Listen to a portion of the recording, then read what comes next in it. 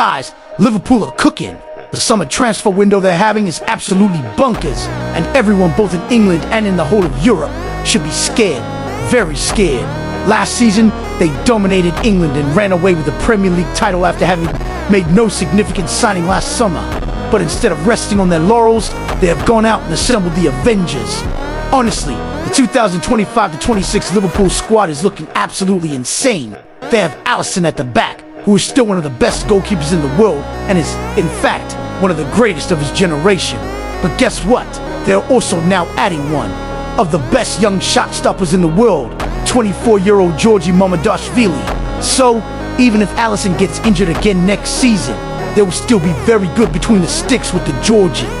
In defense, there was some worry from the fans and the media that Liverpool would suffer after losing Trent to Real Madrid. Also, Andrew Robertson is past his prime, so it wasn't looking very good. How did Liverpool respond to that? They went and bought two of the most highly rated young fullbacks in the world. They got Jeremy Frimpong from Bayer Leverkusen, a player who can play in multiple positions and was very integral to Leverkusen, winning their first ever Bundesliga title. They also got Milos Kerkez, who just had a really good season at Bournemouth.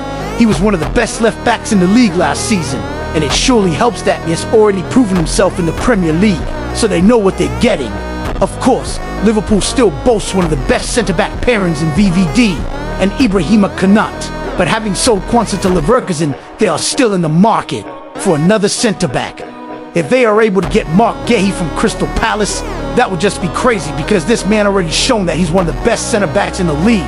Mind you, they still have very capable backups in each of these defending positions. They have Joe Gomez, Connor Bradley, and Tsimikas. That's good enough depth considering how many games they'll be playing. But this squad gets even scarier when you look. Ryan Gravenberch was a revolution last season, proving that he can do a very good job at the base of the midfield. He was one of the best defensive midfielders in the Premier League last season, and we expect he'll get even better next season. They also have one of the best central midfielders in the league and world, Cup-winning Alexis Mac Allister. He has shown that he has an incredible work rate, can create, is a set-piece specialist, and can score an absolute bang. They also have Dominic Szoboszlai, who can play in different midfield positions, but Liverpool weren't satisfied, so they pressed upgrade and went ahead to break the British transfer record to buy Florian Wirtz from Bayer Leverkusen. See, Wirtz is a complete player. He can dribble, create, carry, control, and of course, score all types of goals. He can also play in different positions, and he is sure to make Liverpool considerably better. This is a player who came back from an ACL injury to carry his team to their first ever Bundesliga title, and he was named Player of the Season in the process. So you know he has just the right drive and mentality to flourish at the topmost level.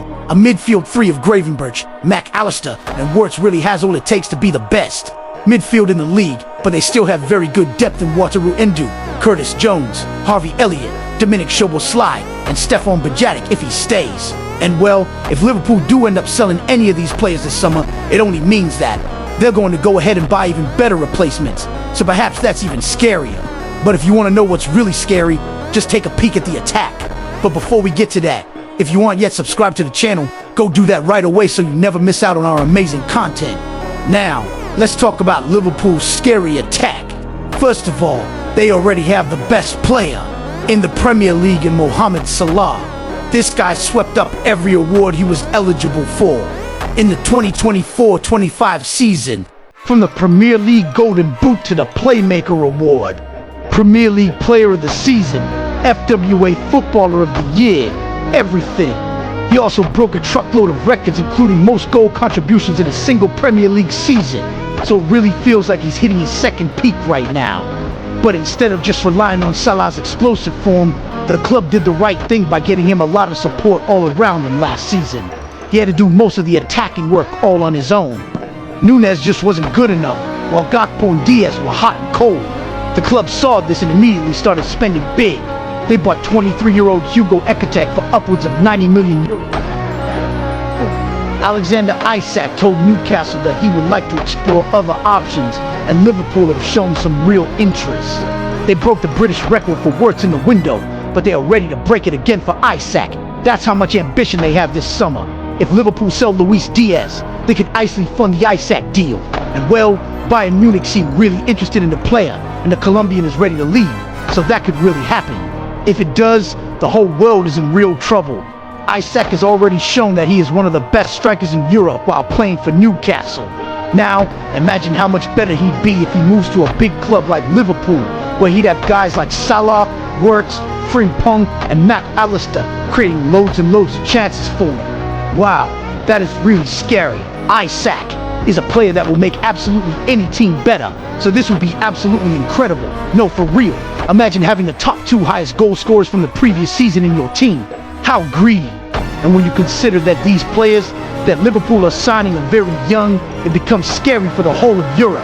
Not just for the 2025-26 season, but for the next few years. Isak is 25, Frimpong is 24, Kerkez is 21, Ekatike is 23, Wirtz is 22. These guys are really assembling the Avengers who will dominate the world for the next few years.